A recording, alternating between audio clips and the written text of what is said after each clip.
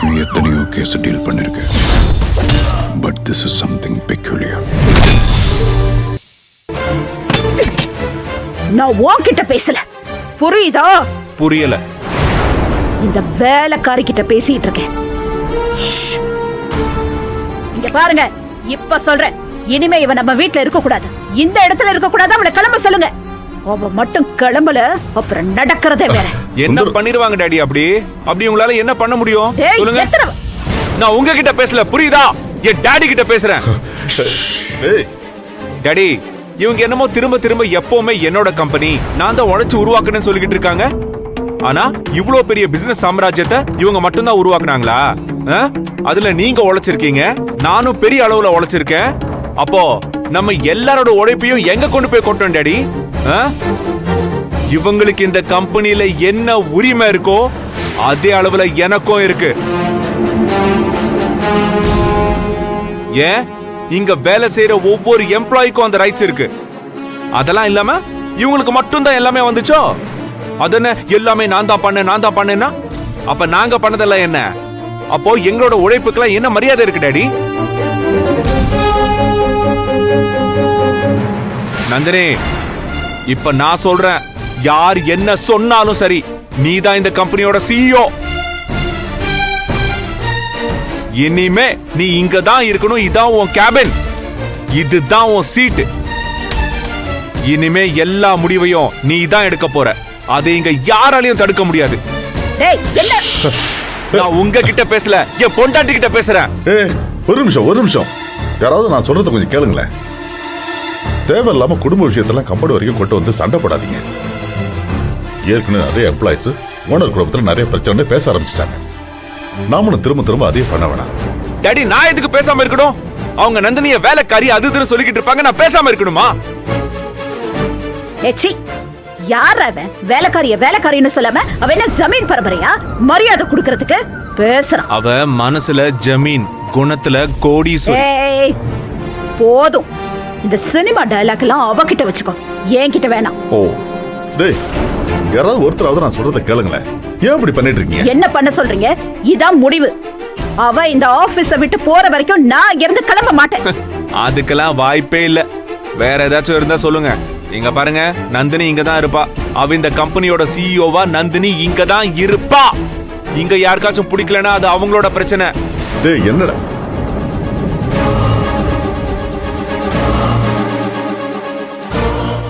அப்படி யாருக்காச்சும் ரொம்ப வலிக்குதுன்னா, நந்தினியோட வளர்ச்சியை பார்த்து அப்படியே வயிறு எரியுதுன்னா அவங்க எல்லாம் கிளம்பி போ சொல்லுங்க. மொத்தமா கம்பெனியை விட்டு போ சொல்லுங்க. I don't mind. ஒரு பிரச்சனையும் கிடையாதுங்க. சவாலு பாத்தரலாண்டா. ஓகே, பார்க்கலாம். டேய், எத்தனை தடவை சொல்றது? பின்ன என்ன டாடி? என்ன இதெல்லாம்? ஏதா கொஞ்சமாச்சும் நியாயமா பேசுறாங்களா அவங்க? வேலைக்காரியா வேலைக்காரி?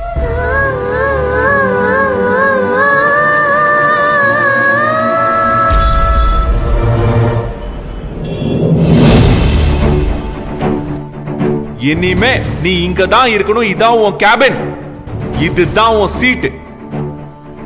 இனிமே எல்லா முடிவையும் நீ தான் எடுக்க போற. அதை இங்க யாராலையும் தடுக்க முடியாது. எங்கேயும் போக மாட்டாளா? ஏன், இது அவ அப்பன் கட்டின கம்பெனியா?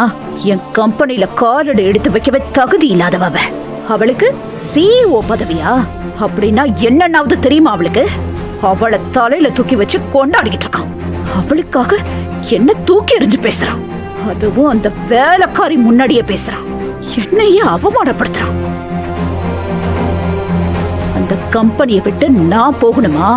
நான் உருவாக்கின கம்பெனியை விட்டு நான் வெளியே போகணுமா? ஏன் போகணும்? ஏன் கம்பெனியை விட்டு வெளியில போக சொல்றதுக்கு இவன் யாரு? என் வீட்டு தோப்புல குப்பை அள்ளிக்கிட்டு இருந்தவ அவ வந்து அதிகாரம் பண்ணுவா, நான் வெளியே போகணுமா? என்ன பார்த்தா எப்படி தெரியுது அவனுக்கு? அந்த அளவுக்கு அவனை மாத்தி வச்சிருக்கா. முடிவு கட்டுறேன், எல்லாத்துக்கும் ஒரு முடிவு கட்டுறேன். இந்த சுந்தரவள்ளிக்கிட்டே சவால் விடுறானா? நான் யாருன்னு காட்டுறேன்.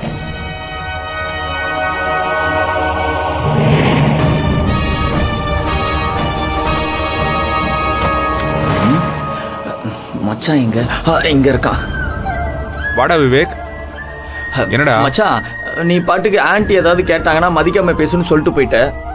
நானும் எகத்தாளமா பதிலுக்கு பேசிட்டு வந்துட்டேன். ஆனா மனசுக்கு ரொம்ப கஷ்டமா இருக்கு மச்சான். ஏன்னா ஆன்ட்டி எனக்கும் அம்மா மாதிரிடா. சின்ன வயசுல இருந்து பழகிருக்கேன் மச்சான். அச்சச்சோ. திடீர்னு இப்படி பேசும்போது எனக்கே ஒரு மாதிரி இருந்துச்சு மச்சான். இவர் சொல்றதெல்லாம் நீங்க எதுக்கு பேசுறீங்கன்னு?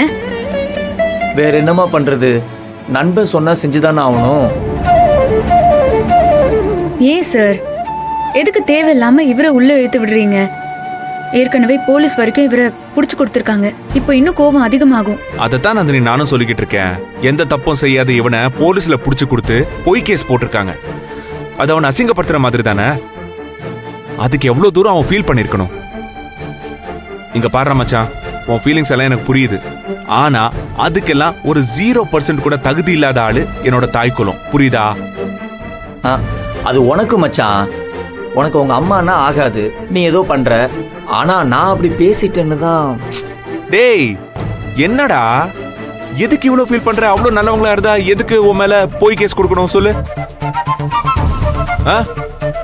பாவம் விவேக், அவன் இதுல சிக்க வைக்க கூடாதுன்னு நினைக்கணும் இல்ல அவங்க. நல்லா திட்டம் போட்டு என் மாமா அசோகனை விட்டு டேபிள் மேல பணத்தை வைக்க சொல்லிட்டு அதை உன்னை எடுக்க போக வச்சுட்டு அதுக்கப்புறம் போலீஸ் கம்ப்ளைண்ட் கொடுத்து உன்னை அரெஸ்ட் பண்ண வச்சிருக்காங்கன்னா எவ்வளவு பிரார்த்தனை பண்ணிருக்கணும், எவ்வளவு பிளான் இருந்திருக்கணும் இதுல. டேய், அதனால நீ ரொம்பலாம் ஃபீல் பண்ணாத. நாம ஒருத்தருக்கு ஒரு கெடுதல் செஞ்சா அவங்க பதிலுக்கு அதே தான் செய்வாங்கன்னு அவங்களுக்கு தெரியணும்ல. இல்லன்னு வையேன், தான் எவ்வளோ அடிச்சாலும் அங்க சுத்தி இங்க சுத்தி நம்ம கிட்டே வந்து நிக்கிறாங்க. அப்ப நாம செய்யறது சரின்னு நினைச்சுப்பாங்கல்ல. என்னவோ மச்சான், இதுல எனக்கு ஒரு ஆறுதல் என்னன்னா, நான் ஒன்னும் வேணும்னே ஆன்ட்டி அப்படி பேசல. உன் நல்லதுக்காக தான் நான் அப்படி செஞ்சேன். அப்படியே நினைச்சுக்கோ, ரொம்பலாம் ஃபீல் பண்ணாத, சரியா? ரெடி? என்ன சொல்றது? எப்ப பார்த்தாலும் பிரச்சனை பிரச்சனை பிரச்சனை. ஒரு நாளாவது நிம்மதியா இருக்க முடியும். ஐயோ விடுங்க டாடி, இதென்ன நமக்கு புதுசா? பாத்துக்கலாம், விடுங்க. சரி, நான் முன்னாடி வீட்டுக்கு போறேன். நீ வேற அவளை லெஃப்ட் ரைட்டு வாங்கி விட்டுட்ட. ஏற்கனவே நான் வேற போய் சொல்லிட்ட ஏமாத்திரன்னு பயங்கர கோவத்துல இருக்கா. நான் போய் சமாதானப்படுத்த ட்ரை பண்றேன். நீங்கள பின்னாடியே வாங்க.